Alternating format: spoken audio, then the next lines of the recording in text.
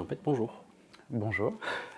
Tu sors un livre qui s'appelle La Gay Panique, une histoire politique de l'homophobie, édité chez Divergence. L'idée, c'était d'aller, à travers l'histoire de la répression de l'homosexualité, d'aller comprendre quelles étaient les bases théoriques qui soutenaient les différentes lois qui ont réprimé l'homosexualité. Et de voir comment est-ce que ces bases théoriques en fait, continuent à subsister aujourd'hui, quand bien même les lois ont été abrogées. Tu pars de l'histoire de l'homophobie Mm. et tu vas jusqu'à l'histoire des lois qui sont censées combattre l'homophobie. Mm. Et en gros, tu dis que tout ça, c'est une seule et même ligne qui s'est transformée un petit peu. Pour moi, il y a l'idée d'une continuité, simplement parce qu'il y a une forme d'attachement euh, pour ce qui est de la répression au code pénal, et qu'à travers quelque chose d'aussi désincarné et euh, présenté comme une forme de neutralité qu'est le code pénal, que sont les textes de loi, il y a en réalité à l'intérieur de ça je pense des lectures politiques voire psychanalytiques de la façon dont, qui justifient et qui motivent les différentes répressions, que ce soit contre les homosexuels ou contre les homophobes. Il y a des formes de continuité, ne serait-ce que par le besoin de punition, le besoin de réprimer qui se met à jour à l'endroit de la sexualité et qui laisse intacte une forme de malaise sociétal par rapport à la sexualité. Et cette continuité permet de voir que le malaise en fait se déplace et qu'on reporte toujours sur une forme d'altérité les angoisses qui lui sont propres. Juste pour contexte, je t'ai entendu dire il n'y a pas longtemps, et je pense que c'est intéressant de le resituer, que tu te places dans une perspective où l'homosexualité c'est plus que les homosexuels, ou en tout cas c'est pas la même chose, en tout cas on peut les voir différemment, que l'homosexualité c'est un désir qui existe, qui traverse peut-être tout le monde, ou en tout cas d'une certaine manière tout le monde, et que les homosexuels c'est une invention sociale, une culture, un groupe. Euh, Est-ce que dans cette distinction-là, euh, ou en tout cas, est-ce que c'est quelque part dans cette distinction-là euh, que réside une forme de trouble ou de façon qu'on aurait de mal comprendre l'homophobie ou l'homosexualité? Ouais, en fait, c'est toujours un peu compliqué d'aborder ce mot-là d'homosexualité parce qu'il est chargé de sens et même à la fois assez fermé dans ce qu'il véhicule. Euh, et en fait, c'est pas quelque chose que j'explicite forcément dans le livre, mais j'utilise tantôt le mot d'homosexualité et à d'autres moments plutôt l'expression de désir homosexuel. Ça permet de laisser à l'homosexualité son application, on va dire, historique, médicale de la fin du 19e siècle et la manière dont elle subsiste aujourd'hui, dont sa définition générique, et qui serait un homme qui a des rapports sexuels avec un autre homme, et le désir homosexuel qui, lui, provient plus de Georg Engem, un militant et philosophe des années 70 en France, homosexuel, et en fait, c'est lui-même qui fait cette distinction pour lequel le désir homosexuel, c'est une situation de désir. Donc ça ne décrit pas nécessairement la vérité d'une personne, c'est une situation de désir. Donc ça permet de, de, de ne pas essentialiser les personnes que ça concerne, qui sont traversées par ce désir-là. Simplement, ce qui est important, c'est simplement de, de voir le désir homosexuel comme un flux, quelque chose qui traverse une situation, des personnes, une société, plutôt que juste un groupe sociologique de personnes qui seraient homosexuelles, qui seraient LGBT, qui seraient... voilà. Et ça permet voilà, de ne pas rester bloqué sur cette idée que les homos, c'est une minorité de la population qui ferait face à une majorité de la population qui serait hétérosexuelle. Et ça, c'est la lecture justement normalisante qui nous fait accepter cette distinction entre homo et hétéro, avec une forme de la majorité d'un côté, la minorité de l'autre, et un état de fait qu'il faudrait accepter. Avant qu'on peut-être plonge plus longtemps dans le livre, tu sors un livre, mais tu fais d'autres choses qui sont pas sans lien quand même avec ça. Tu travailles notamment, tu fais partie des gens qui animent, ça va comme mot, Ouais, qui animent la revue Trou Noir, qui a d'abord été un site internet, qui est toujours un site internet, qui était une revue en ligne en tout cas, et qui est maintenant sur son 3e numéro papier. Pourquoi c'est pas juste un article sur Trou Noir? Pourquoi tu t'es dit ça, j'en fais un livre?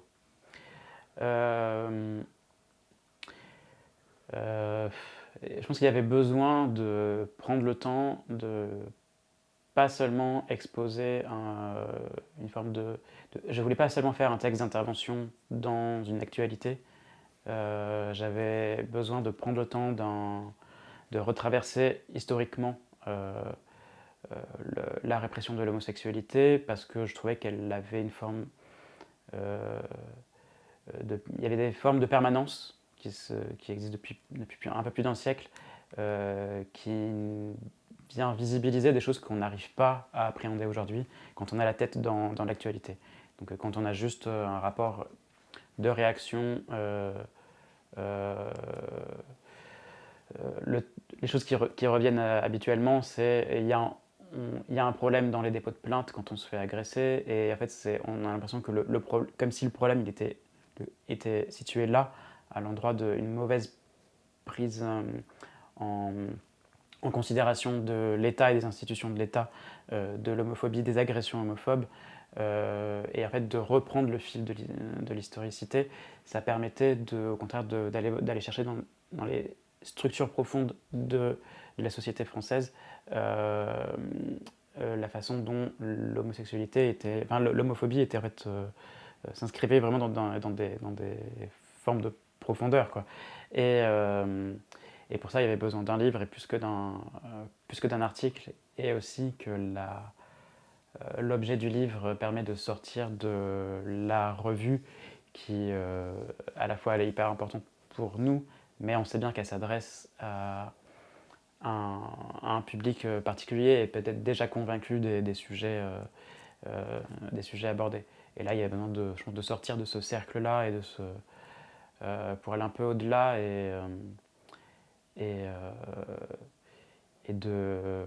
en espérant qu'en fait que ça va toucher un public beaucoup plus large. Je vois, je refais référence à toi parce que je vois quand même, je trouve qu'on voit fort le lien. Ce que tu disais sur la distinction entre être homosexuel comme identité, comme minorité, comme catégorie de la population versus l'homosexualité comme désir qui se manifeste, qui vient dans les, je sais pas comment dire, dans les cracks, dans les fissures, dans les interstices, etc. Et donc le sous-titre ou en tout cas le slogan, je sais pas, de Trou Noir, c'est le revue de la dissidence sexuelle.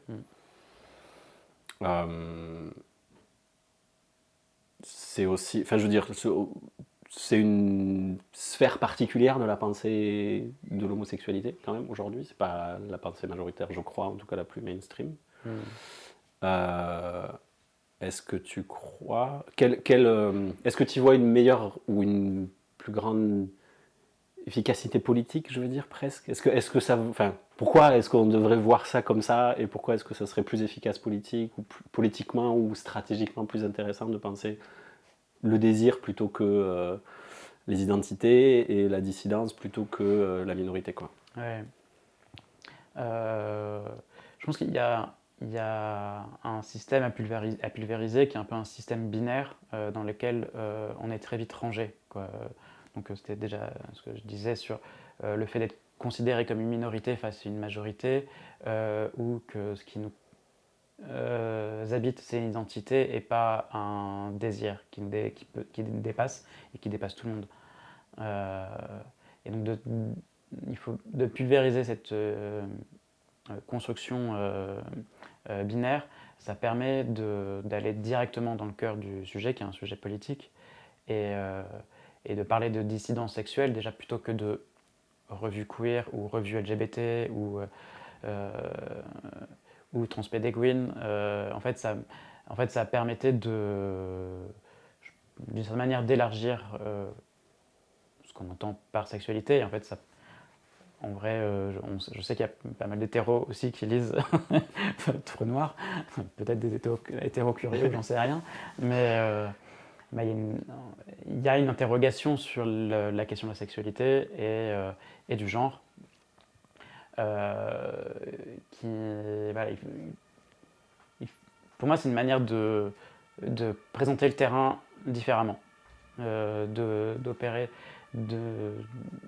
c'est d'autres portes qui s'ouvrent, ça peut-être laisse un peu de place et que l'enfermement identitaire, enfin identitaire c'est peut-être c'est même un mot exagéré, mais au moins culturel, parce que quand on parle d'identité queer ou identité LGBT, on fait référence aussi à une forme de culture établie qui est entre le mainstream et l'historicité, et duquel, bon, on a besoin de prendre la distance avec ça au quotidien. Et voilà, je pense que l'idée, c'est ça, c'est simplement de présenter les choses un peu différemment pour susciter de types de questions et de types de positionnement dans le monde, tout simplement. Et moi, je vois comme ça. La dissidence sexuelle, pour moi, c'est un positionnement. C'est pas tellement une identité, et ça se renouvelle en fonction stratégiquement ou tactiquement, ça se déplace, quoi. Et c'est pas forcément une intention non plus. Non.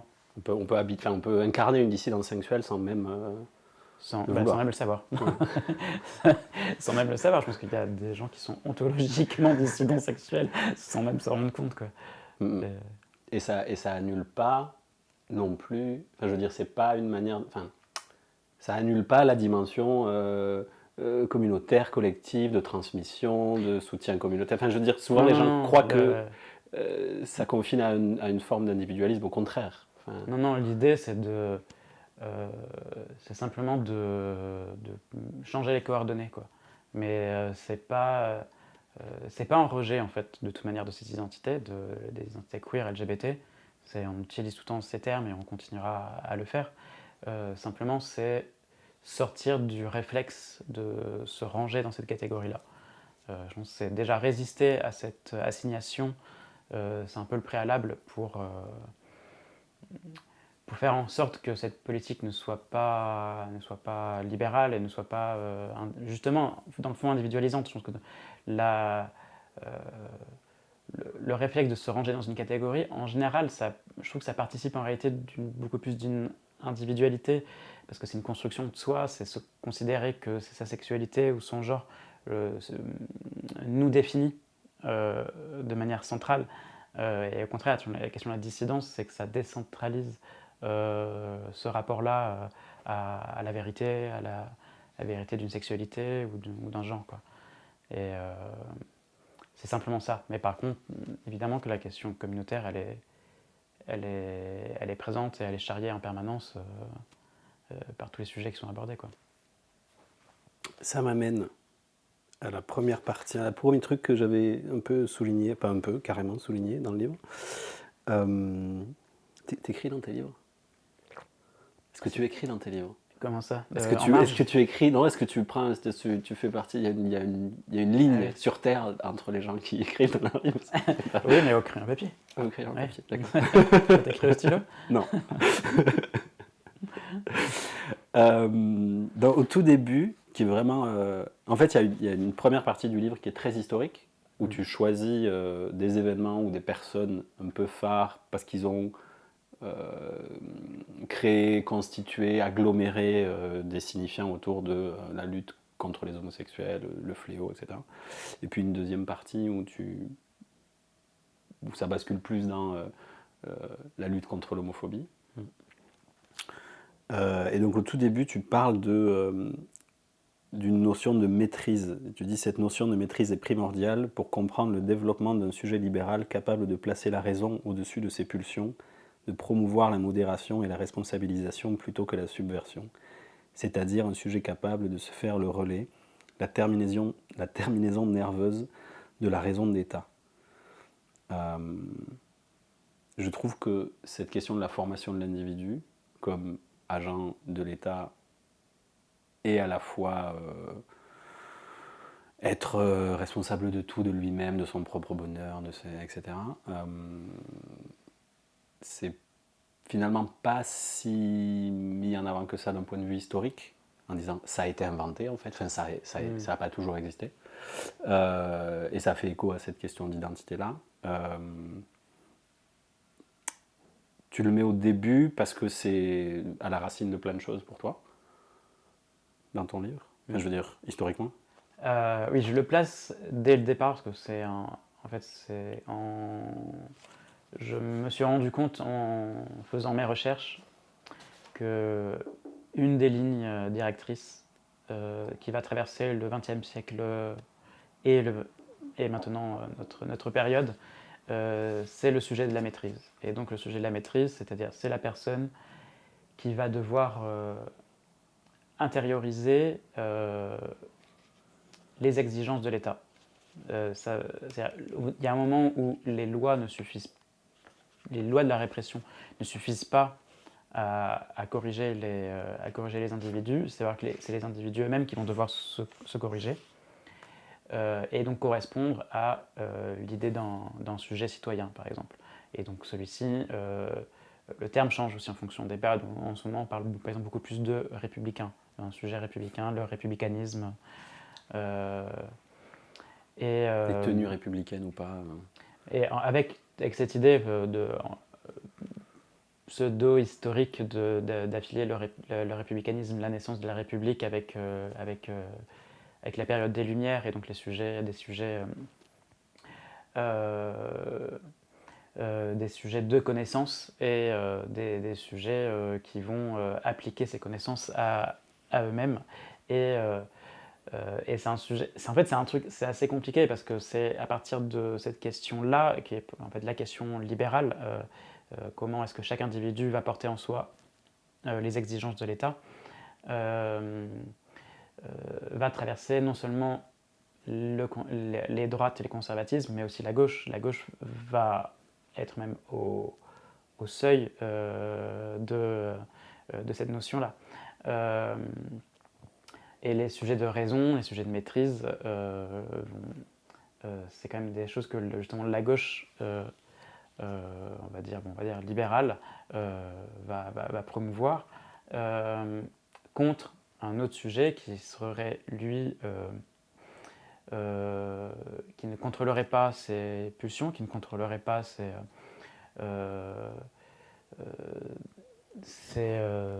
comment dire, en fait, c'est tout ce qui va le dépasser et qui ne va pas et qui va déborder en fait du cadre normatif de la société. Et ça revient absolument tout le temps. Et en fait, c'est même dès le départ, au fondement de la répression de l'homosexualité, au moment même où le mot d'homosexualité est inventé, ça va habiter la formation de ce terme-là. À partir du moment où il y aura un sujet homosexuel, un personnage homosexuel, on va lui demander de respecter la définition et de correspondre à ce personnage-là. C'est à la base un terme médical, mais aussi un terme juridique. Les deux vont se nourrir l'un l'autre dans la construction et la définition. Et notamment dans la définition médicale, là on rentre dans la médecine et les sciences de la fin 19e, début 20e, avec toute la science hygiéniste et nataliste. Kraft Ebing et suivant. C'est ça. Où va être inventée l'idée de perversion des instincts sexuels. Donc déjà, ça veut dire qu'il y a des instincts sexuels qui sont quasiment qu'il s'agira de maîtriser. Ça va être la base. Et ceux qui n'arrivent pas à maîtriser ces instincts, donc de là, naîtront l'idée de perversion et de maladie des instincts sexuels, c'est ceux qui n'arrivent pas à maîtriser leurs instincts. Et dans le cadre juridique, ça va être la même chose, quoi. Ceux qui n'arrivent pas à maîtriser leur instinct dans l'espace public seront répréhensibles par la loi.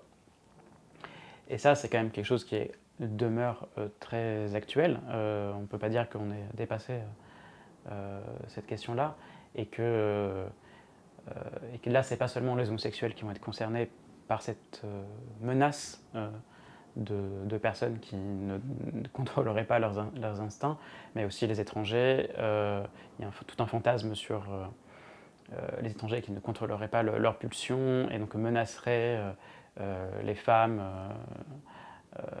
les enfants, quand ils viennent dans les pays d'accueil, enfin d'accueil, c'est gentil. Mais aussi les personnes trans. Enfin, il y a une énorme actualité là-dessus sur voir les personnes trans comme des sortes de menaces. Notamment là, c'est beaucoup plus sur les enfants et l'adolescence. Et ça se crispe sur notamment les transitions médicales pour les adolescents et les enfants. On voit bien qu'il y a des choses comme ça là, il y a une crainte de déformation permanente par ce qui est perçu comme déviant et débordant. Avec la notion de contamination, on y reviendra. Avec la notion de contamination, absolument. Ouais, de contagion. Je reviens juste sur quelque chose que tu as dit en disant il fallait, une fois qu'on a défini l'homosexuel, ben, il faut que tu rentres là-dedans, c'est-à-dire que soit tu es hétéro, soit tu es homo. Je trouve que ça vient montrer la limitation, encore une fois, de la notion d'identité, puisque au fil de ce qu'on va appeler avec des gros guillemets la mondialisation, ou plutôt la colonisation, la rencontre avec d'autres modèles sociaux de mise en signifiant des désirs homosexuels, on va dire, d'autres fictions sociales de cadrage de l'homosexualité, on s'est rendu compte que l'identité homosexuelle, en fait, elle n'était pas du tout universelle, et que la volonté de faire rentrer les gens dans ce truc-là, en fait, ça nous trouble, parce qu'on ne comprend pas pourquoi des garçons qui couchent avec des garçons ne sont pas des homosexuels, entre guillemets. Et à l'inverse, les gens qui regardent ces identités homosexuelles ne se reconnaissent pas du tout dedans, alors qu'ils couchent avec des garçons, quoi. Donc cette définition de l'identité, en plus, elle rend plus facile notre côté impérialiste, voire fasciste, quoi. En fait, c'est peut-être une partie un peu difficile souvent à comprendre et à faire comprendre. C'est en quoi est-ce que, dans d'autres pays, un homme qui coucherait avec un homme ne serait pas homosexuel. Mais ça, c'est que homosexuel, c'est pas juste un homme qui couche avec un autre homme, c'est quelqu'un pour lequel cette sexualité-là le définit et va orienter, et toute sa vie sera organisée par rapport à ça. Et surtout, je pense que la chose importante, c'est que en miroir, face à l'homosexualité, il y a l'hétérosexualité. Le principe d'avoir d'abord le mot homosexualité et a été créé avant celui d'hétérosexualité, c'était l'idée et les sciences, et la sexologie et la psychanalyse a quand même fait ça, c'est-à-dire que décrire le monde normal par ses déviations, par ses marges, par ses déviations, parce qu'il va en être dissident. Et parce que le monde normal, les gens n'arrivent pas à l'appréhender. Normal, c'est une chimère. Et donc, en fait, on va projeter dans l'homosexualité ou dans les déviances, différentes déviances, ce qui semble anormal dans la sexualité normale, ce qui semble étrange, bizarre. Et pour moi, ça décrit tout le temps un malaise avec la sexualité en général. C'est y compris les bizarreries de l'hétérosexualité, on les projette plus facilement dans des formes d'aberration d'homosexualité, de leur rapport à la sodomie, à l'analité, peut-être une sexualité sans engagement de vie, la drague, le cruising, c'est-à-dire la drague dans les espaces publics ou les backrooms. Et donc ça vient travailler une forme d'instabilité de la sexualité elle-même, enfin de ce qu'elle provoque, et ce qu'on a envie de chercher comme provocation aussi. Et donc, le fait de vouloir absolument universaliser des notions comme cette notion d'homosexualité dans des pays étrangers ou des pays à coloniser, c'est une manière à chaque fois de vouloir circonscrire quelque chose d'instable et d'obliger des personnes à se reconnaître dans cette définition abstraite des orientations sexuelles. Et l'idée de base, voilà, c'est de définir des orientations sexuelles. Et donc, voilà, il y aura effectivement des hommes qui auront des relations sexuelles avec d'autres hommes, mais qui diront non, je ne suis pas homosexuel, parce que ça ne correspond pas à l'idée que dans les pays occidentaux, on se fait d'être homosexuel, d'exister en tant qu'homosexuel. Et cette notion d'existence-là, c'est aussi un truc qui m'intéressait, de voir que ça, il n'y a pas de certitude à l'existence. Et ce trouble-là habite dans la région obscure de la sexualité, si on peut dire ça comme ça. Voilà.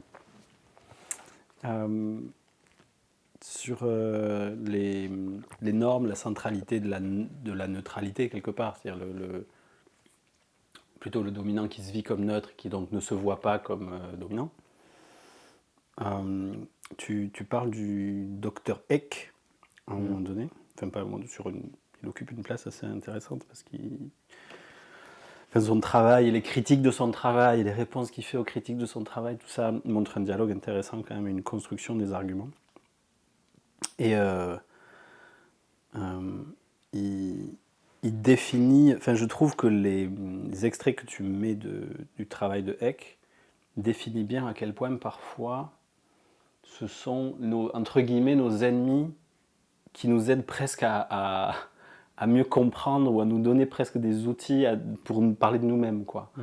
Il dit ils se sentent dans un monde étrange et hostile, ils veulent reconstituer un autre monde, affirmer une autre vérité, créer une géométrie affective non euclidienne. Déjà c'est super beau en fait. Je trouve ça super poétique. Je trouve aussi. Ça aurait pu être écrit par un poète queer, alors que là il essaye d'être méchant en fait. Oui. En fait il nous donne un truc incroyable. Oui, là c'est censé être une critique négative des homosexuels. C'est trop beau. Mais je trouve aussi. Et en fait c'est en travaillant sur donc, cette figure-là du docteur Marcel Eck, qui est un psychanalyste conservateur et chrétien,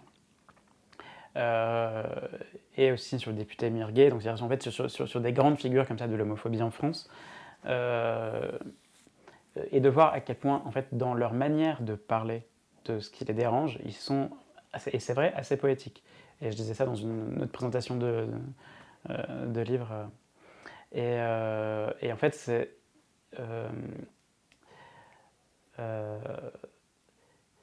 ça a à voir avec le fait que pour connaître ce sujet qu'ils critiquent, ils doivent s'en approcher. Et plus ils s'en approchent, plus je pense qu'ils sont imprégnés par l'effet, ça a un effet sur eux. Et donc ça se retrouve dans les mots et les discours. Plutôt que de les bouleverser et de se dire « Ah, peut-être que je suis homo », c'est plutôt que ça va se retrouver, je trouve, dans la manière d'écrire et dans la grammaire, dans la syntaxe, dans les choix qui sont utilisés dans les choix descriptifs qui sont faits. Et voilà, et ça va avec cette idée que l'enjeu pour eux de circonscrire l'homosexualité dans une région particulière, en fait c'est une entreprise compliquée et voire impossible. C'est comme s'ils le pressentaient que c'était impossible d'avoir une définition définitive de l'homosexualité, qu'il y aura toujours quelque chose qui va déborder au moment même à chaque fois qu'on tente de la fixer. Et je pense que c'est aussi pour ça qu'il y a une forme d'obsession et qu'ils vont passer leur vie à essayer de la circonscrire et à dépasser à chaque fois. Et d'une certaine manière, je finissais par les trouver touchants, en fait, ces personnages-là, quoi. C'est pour ça, alors que c'était une catastrophe, hein. Lui, il recevait dans son cabinet plusieurs homos, et souvent c'était des séminaristes qui étaient envoyés, qui commençaient à développer des rapports à l'homosexualité ou à leur sexualité, il ne fallait pas aller là-dedans, et donc pour s'autocorriger, ils allaient voir ce psychanalyste, et voilà, donc ou des fils de bourgeois, voilà, il avait aussi reçu l'écrivain, quand il était enfant, Tony Duvert. Je pense ça lui a fait du mal.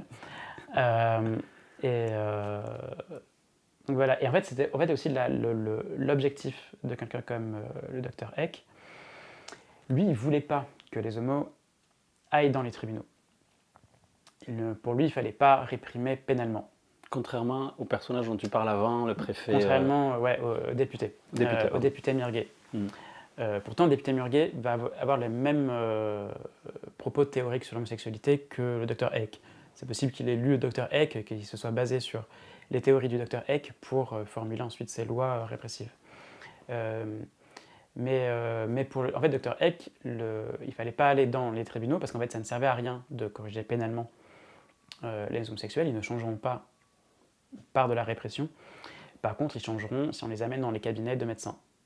C'est la médecine qui pouvait réorienter la psyché de ces patients vers une normalité. Et donc, voilà, il y avait aussi quand même... à la fois, il y a une complémentarité comme ça entre le monde médical et le monde judiciaire. Et à des moments, il y avait plutôt... ils seront pour nous, quoi. C'est les homos dans les tribunaux ou les homos dans les cabinets. Et c'était mais dans les deux cas, c'était des formes de répression, quoi, que ce soit pénale ou médicale. Je trouve qu'on peut faire le parallèle. Alors je saute jusqu'à la fin du livre, mais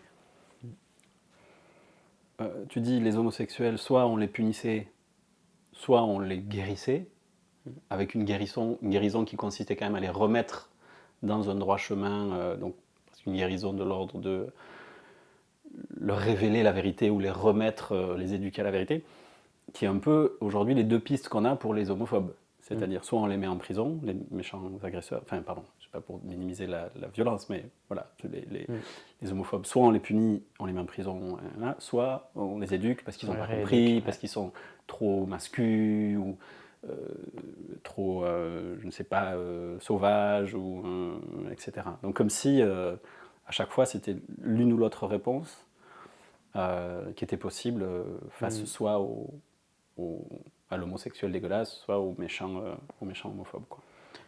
Ouais. Et dans les deux cas, que ce soit dans le XXe siècle ou aujourd'hui, n'est jamais remis en question les structures sociales qui permettent ces violences-là. Et c'est quand même... je pense que c'est là où il y a un gros blocage et que politiquement, il va falloir batailler, c'est que on ne peut pas juste individualiser les sentences. Ces agressions, elles ont lieu parce qu'elles sont inscrites dans un monde social qui organise et qui partage la violence, qui pratique tel type de violence et comment et sur quel type de personnes. L'État s'arroge le droit de définir ce qui est violent et ce qui ne l'est pas. Ne serait-ce que, par exemple, ce qu'on appelle, nous, en tant que militants, les violences policières, eux n'appelleront jamais ça des violences policières. Ils appellent ça du maintien de l'ordre, du rétablissement de l'ordre, nettoyage. Dans le meilleur des cas, une bavure. Et voilà, c'est ça. Et sinon, c'est des dérives. Les fameuses dérives à chaque fois qu'il faut... là, c'est remettre... On revient à l'action de la maîtrise. Les dérives, c'est tout ce qui est sortir de l'idée fantasmée de maîtrise d'une institution ou d'un individu qui se maîtriserait, quoi. Et les dérives, c'est ce qui va au contraire dépasser les raisons de l'État, la raison d'État. Voilà, je ne sais plus où je vais en venir en fait, mais oui. Punir ou éduquer. Oui, voilà. Foucault est pas loin. Moi, j'ai toujours l'impression que... Enfin, je sais jamais si le sujet du VIH... j'ai toujours l'impression qu'on n'en parle pas. Et en même temps, j'ai toujours l'impression que tout le monde dit qu'on n'en parle pas. Donc je suis toujours, je me questionne toujours quand je lis un auteur contemporain qui parle avec une vision historique des questions homosexuelles, qui parle du VIH. Je trouve que c'est toujours délicat, compliqué, parce que c'est tellement le sujet qui nous a été volé absolument, quoi.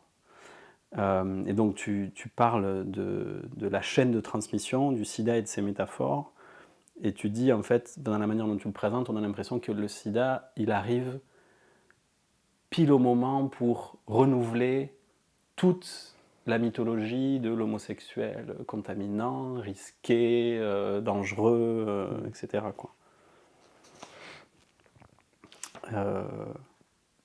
Et tu commences notamment par parler de l'épidémie de signification, en disant que ça pouvait être plein de choses, en fait. N'importe qui pouvait trouver dans le sida la signification qu'il voulait pour réprimer. Oui, c'est ça. Il y a eu énormément de théories sur les causes du sida. Et en fait, c'est assez passionnant de voir que dans cette recherche des origines, pour lequel moi j'y vois un parallèle entre le besoin de chercher des origines à l'homosexualité et chercher des origines à une maladie, de vouloir expliquer rationnellement les causes et que dans la tête des homophobes, chercher l'origine d'une orientation sexuelle et les origines d'une maladie, d'un virus, il y a une adéquation dans cet état d'esprit-là, quoi. Et en fait, c'était même assez délicat d'aborder la question du VIH, parce que on ouvre les vannes de l'histoire à ce moment-là pour les homos. Et c'est juste un petit chapitre dans le livre, mais beaucoup de choses sont contenues dans cette période. Et j'ai décidé de me concentrer sur l'usage du discours et des métaphores à travers le virus. Et ce qui a été intéressant de voir, c'est que donc, l'idée de contamination, enfin, en fait, les homophobes avaient une sorte de preuve matérielle, scientifique, que l'homosexualité était contaminante. Et que le virus était un peu la raison juridique, médicale de l'homosexualité. Il y a quelque chose de concret soudainement. Là où jusqu'ici c'était quand même plutôt abstrait, c'était beaucoup de métaphores comme ça qui étaient utilisées pour dire que en fait on peut détourner n'importe qui dans la rue et le faire devenir homosexuel, quoi. Et que ça pouvait se répandre si on ne faisait pas attention. Comme si c'était une sorte de simplicité comme ça, il suffisait de mettre la main sur quelqu'un et tu es homosexuel, tu deviens homosexuel. On a essayé, c'est pas comme ça. C'était du pain béni, quoi. Oui. Ça rendait concret, positif le positif. Et ça, et en plus, ça a amené l'homosexualité dans une visibilité qu'elle n'a jamais eue jusqu'ici. C'est-à-dire, avant le VIH, l'homosexualité n'est pas non plus un grand sujet national. Là, ça a déferlé dans les médias parce que la société occidentale se sentait menacée dans son existence. L'idée même que ça puisse, puisqu'il y avait l'idée que c'était une maladie gay au départ, l'idée que ça puisse contaminer le monde hétérosexuel, ça les faisait paniquer. Enfin, et pas seulement d'avoir juste le monde hétérosexuel, mais les enfants. Il y avait une sorte de grande peur panique sur le fait que ça puisse contaminer les enfants, et donc ça, dans l'amalgame qui a été fait entre homosexualité et pédophilie, et que donc ça passe par les enfants, que ça, bon, là il y a tous les délires et les paranoïas sociétales qui ont éclos à ce moment-là, et dans les médias, et dans le monde politique, hein. Peut-être beaucoup plus aux États-Unis, je pense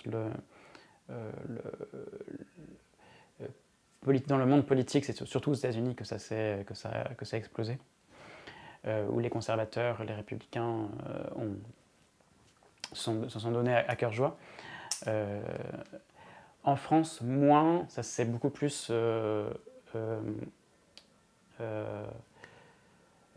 ça a beaucoup plus été incarné par l'extrême droite, et notamment Jean-Marie Le Pen.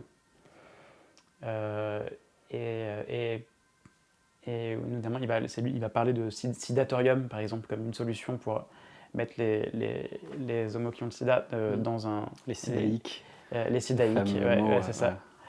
Et en fait, ça utilisait ces termes-là, donc sidatorium, sidaïque. Sidaïque, il y avait une sorte de consonance avec judaïque, donc il faut quand même rappeler qu'on est une sorte d'antisémitisme aussi. Il y a beaucoup de ponts qui sont souvent faits entre homosexualité et les juifs. Oui, le secret, le fait que... d'avancer masqué, comme une sorte de main invisible qui... de communauté avec les gens qui se pistonnent entre eux aussi, enfin tout ce truc... Les élites, c'est le truc d'infiltrer et de pénétrer les élites, quoi, les élites du pouvoir. Et en fait, de faire exister comme ça, soudainement, des sortes de métaphores, de mots, de neuf langues qui vont se créer à ce moment-là, ça va partir un peu dans tous les sens. Et il y a une autre peur de la société à ce moment-là, c'est le nucléaire. Et c'est la bombe atomique, La bombe atomique et l'accident nucléaire aussi. Oui. C'est quelle année de Tchernobyl ? 86. 86. Donc oui, là on est déjà au cœur de...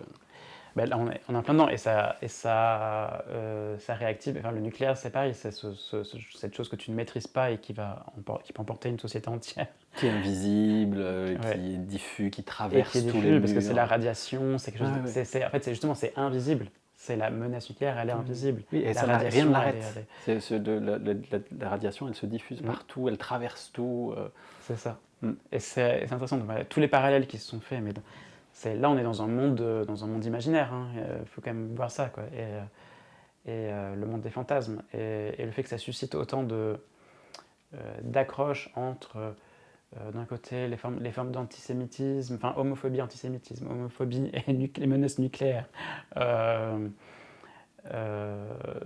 Voilà. Et en fait, toute cette période-là, c'est une cocotte minute dans les années 80. Et je trouvais intéressant de voir tous les parallèles qui a été faits, parce que l'insistance du fait que ça passe d'abord par l'imaginaire, et je pense que c'est un peu ça le préalable pour toute expression d'homophobie, c'est que d'abord ça passe par l'imaginaire. D'abord ça entre dans la psyché, d'abord c'est quelque chose qu'on interprète, c'est une interprétation de signes en fait. Il faut d'abord interpréter que telle personne est homosexuelle. Et par quel signe tu l'interprètes ? Et ces signes sont déjà en toi. C'est une forme de féminité, une manière de parler, un regard peut-être trop insistant. Donc on n'est que dans des interprétations. Et ensuite, il y a peut-être la recherche de poser la question, est-ce que tu l'es ou tu ne l'es pas ? Je te défonce la gueule ou pas ? Donc voilà, c'est un climat de suspicion qui est d'abord une production de fantasmes. Et ça me semble aussi important de le rappeler quand même, que c'est... Donc là, c'était très matérialisé pendant la période du sida, mais en fait, ça soutient toutes les formes de répression de l'homosexualité, quoi.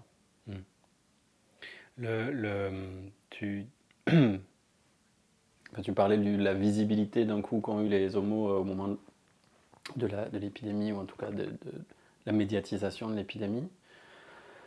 C'est vrai que moi, la plupart des fois où j'ai vu des homosexuels à la télévision avant les années 2000, ou jusqu'au début des années 2000, c'était pour parler de sida. C'est-à-dire dans les années 90, jusqu'à la première moitié des années 90, en tout cas dès qu'il y avait un homosexuel à la télé, c'était parce qu'on parlait de sida. Est-ce que, donc, le fait que le sida est transformé dans les yeux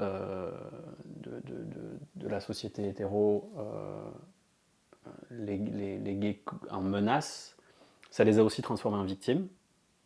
Est-ce que tu penses qu'une partie du glissement qui fait que avant les homos étaient une menace et puis sont devenus une victime, il y en a une partie en tout cas qui se construit là en disant les pauvres homosexuels meurent du sida, il faut les sauver et on va faire des cagnottes et des dons et des numéros verts et des campagnes pour sauver les pauvres homos parce que l'univers ou Dieu ou le destin ou cette maladie s'abat sur eux quoi. Ben, pour faire encore un parallèle avec l'antisémitisme, je pense qu'il y a quelque chose qui va se reproduire avec l'homophobie. C'est-à-dire qu'après la Seconde Guerre mondiale, pour les Juifs, c'était plus possible d'être antisémite comme avant.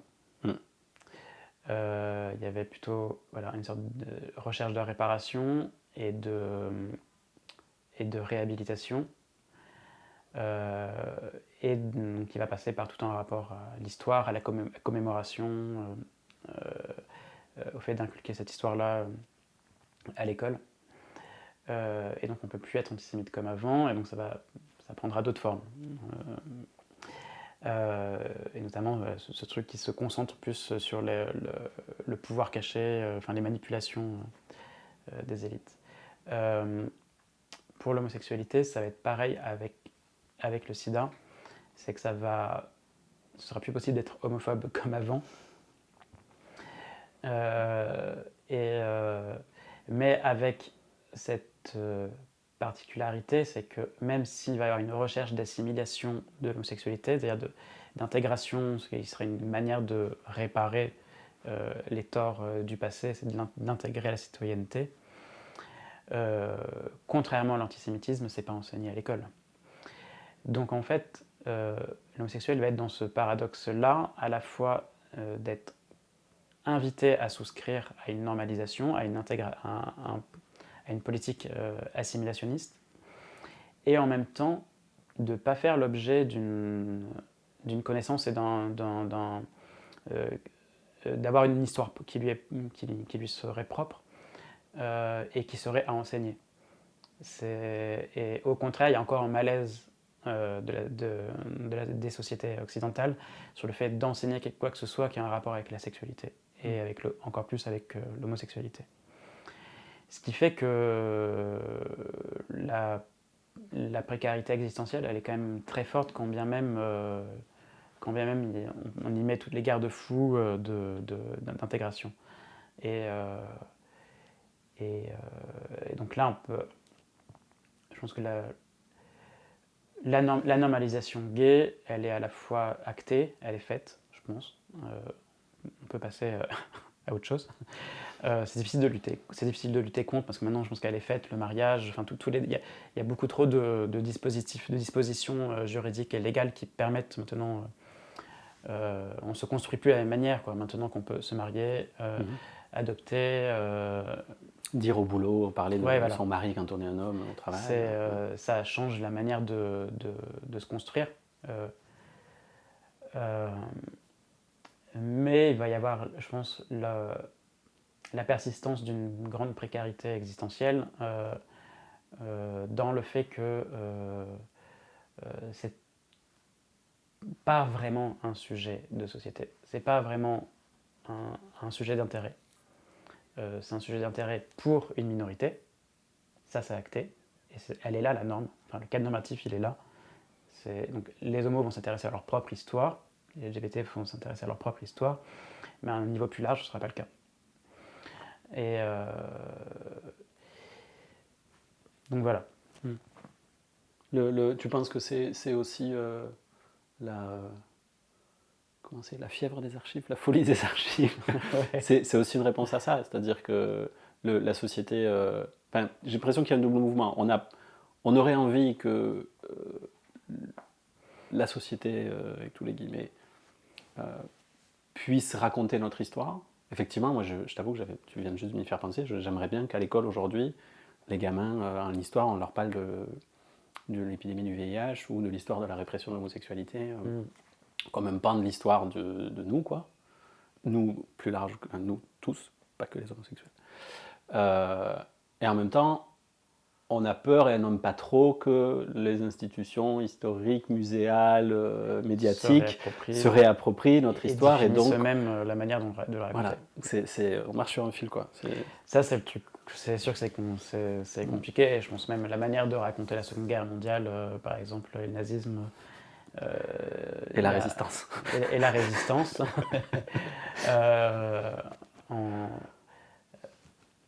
Par exemple, la manière de raconter la résistance, on omet très souvent de raconter qu'il y avait différentes formes de résistance. Il y avait la résistance gaulliste, il y avait la résistance communiste, il y avait, donc on a fait, non, c'est la résistance, la grande résistance, avec toutes ces lettres de noblesse. Et ouais, en fait, c'est tout le problème. Après, c'est que de fait, je pense qu'on ne racontera pas la sexualité aux enfants. Donc en fait, je pense qu'on n'a même pas à être embarrassé de la possibilité d'une mauvaise éducation à ce sujet-là. Après, on peut se dire que ça pourrait être un point de départ, mais de toute manière, quand on construit toujours un rapport, il y a toujours un rapport de force avec l'école, quoi. Quand même on est obligé d'y aller, il y a toujours on va se construire aussi contre. Mais bon,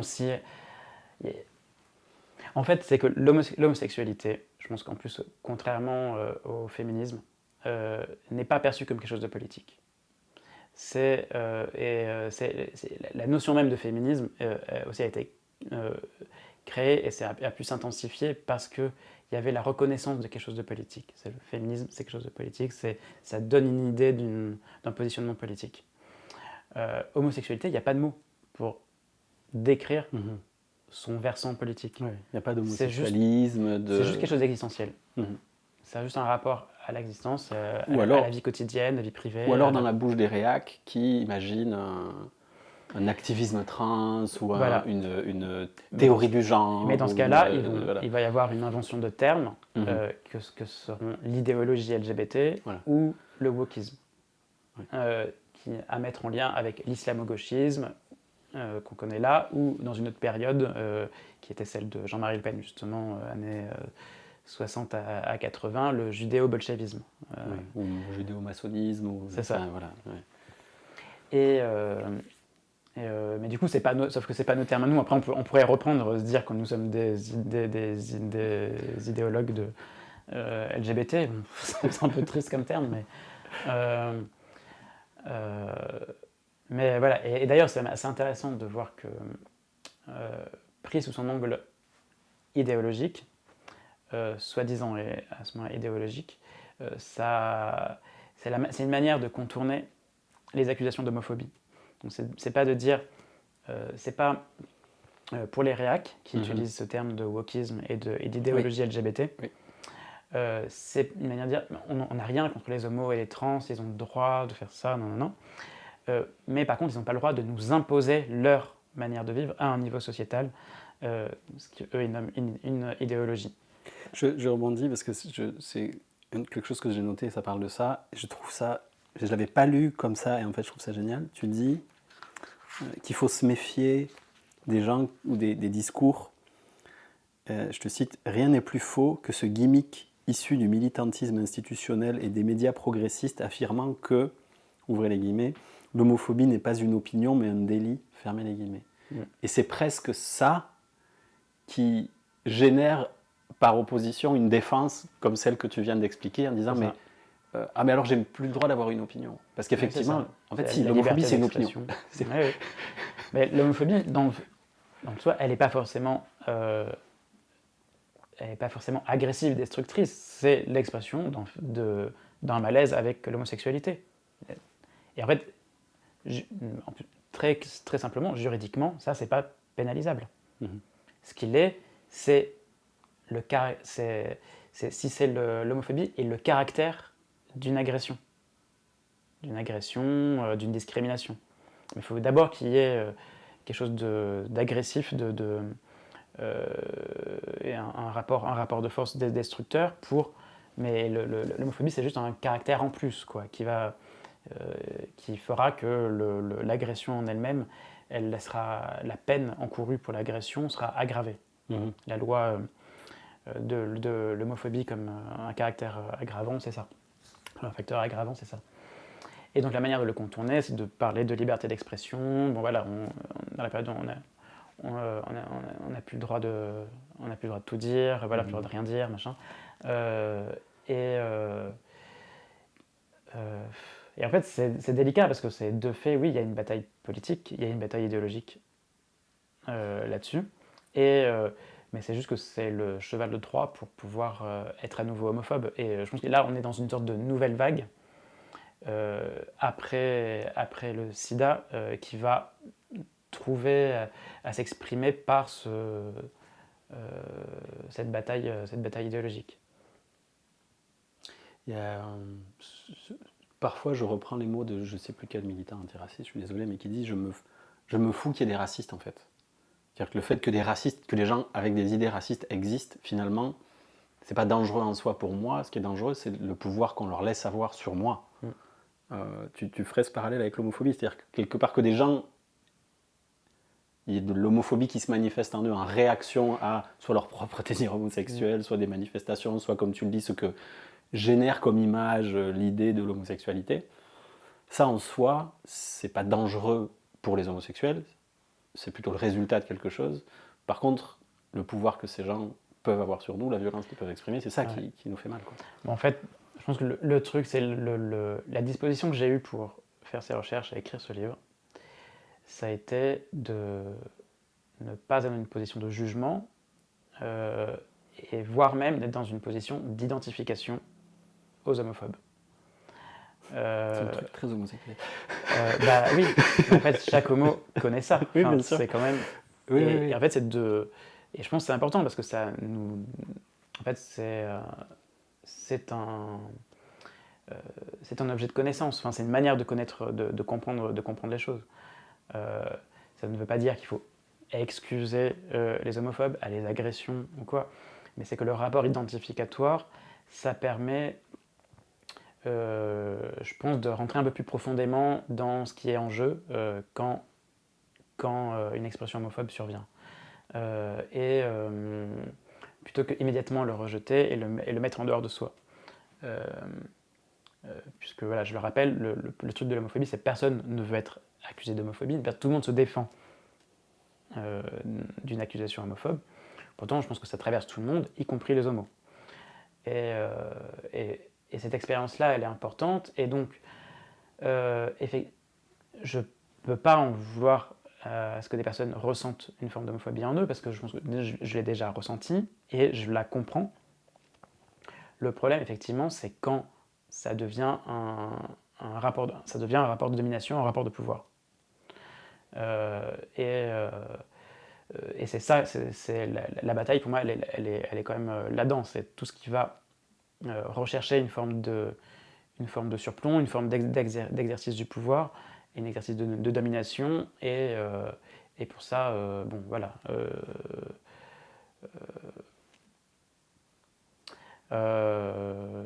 Pour ça, il faut accepter l'idée que on est tous homophobes, on peut dire qu'on est tous racistes, que ça nous traverse tous, et que c'est le bon, voilà, c'est le je me répète, hein, mais c'est le préalable pour entrer dans le sujet, quoi. Tu parles de Rodney King, de comment est-ce que je ne sais pas si c'est une pulsion, mais en tout cas la manifestation du racisme violent est quelque part liée à une forme d'homophobie. Je fais un résumé comme ça. Quand j'ai lu ça, je n'ai pas pu m'empêcher de penser aux parallèles qui existent parfois entre afropessimisme et queer antisocial ou queer anti-relationnel. Parce que quand on écoute par exemple Norman Ajari qui parle de racisme, il dit le racisme c'est une forme de désir en fait, de posséder l'autre ou d'être lui ou de fusionner avec lui. Ouais. Il prend par exemple l'exemple de toute la fascination qu'ont tous les blancs américains, enfin une partie des blancs américains pour le gangster noir qui écoute du gangsta rap, qui, tu vois, la bestialité du corps noir. le fait que l'esclavage c'était une forme de possession du corps de l'autre, etc. Et que donc dans le racisme, il y a une forme de désir en fait. Et donc dans l'homophobie, il y a peut-être aussi ça quand même quelque part. Est-ce que je... Mais enfin, je vais aller trop loin ou enfin, il y a quelque chose Non, mais c'est très bien parce qu'en fait, ça rejoint un concept que je travaille, qui s'appelle la paranoïa anti-homosexuelle. En fait, il y a un rapport désirant dans les formes de domination. J'ai même hésité à appeler ce livre « Le désir homophobe ». Ah, ça aurait été bien. Ouais.